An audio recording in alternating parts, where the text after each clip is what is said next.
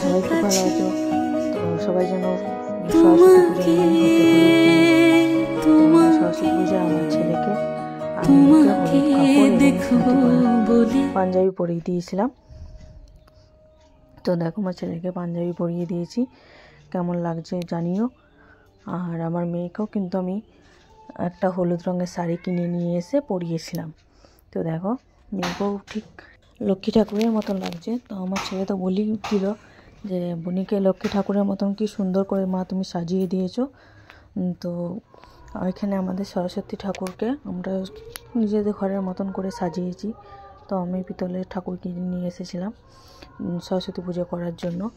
তো ঠাকুরটাকে আমি সাজিয়ে গুছিয়ে দিয়েছি। তো এখানে আমার মেয়ে এবং ছেলে দুজনে মিলে পুষ্পাঞ্জলি দিচ্ছে। তো আমাদের বামন ঠাকুর পুজো করছে আর ওরা পুষ্পাঞ্জলি দিয়ে বলে বসে আছে।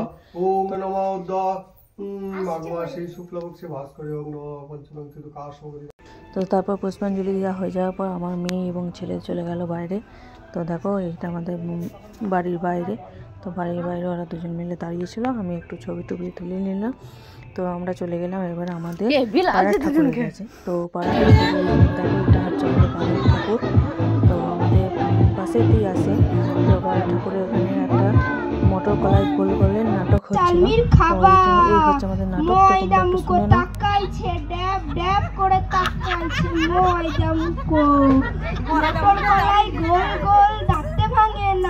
আর ওই পাড়া শাশুড়িরা বৌমা চেনে না, তাই হাঁটতে গেলাম, বাজারে গেলাম, কিনে আইলাম আদা।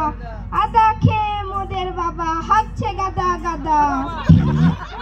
ড্যাং ড্যাং ড্যাং জামাই এসেছে বাবা, ফ্যান খাবার ডিব্বাটা ভেঙে ফেলেছে। তাই পান খেয়েছি, পিচ ফেলেছি, দাঁত করেছি ছোলা। আমার বন্ধুর নাম রেখেছি মুড়ি ভাজা খোলা। হেংচার ফুল ঠোক্কা ঠোক্কা কানে গুজেছি, আর বর্তমানের দালা এসে লুচি ভেজেছি।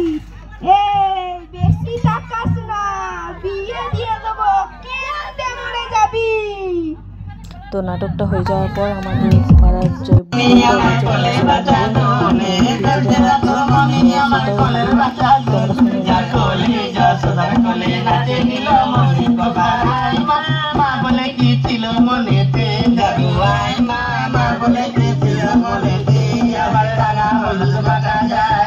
যে নাচানো যায়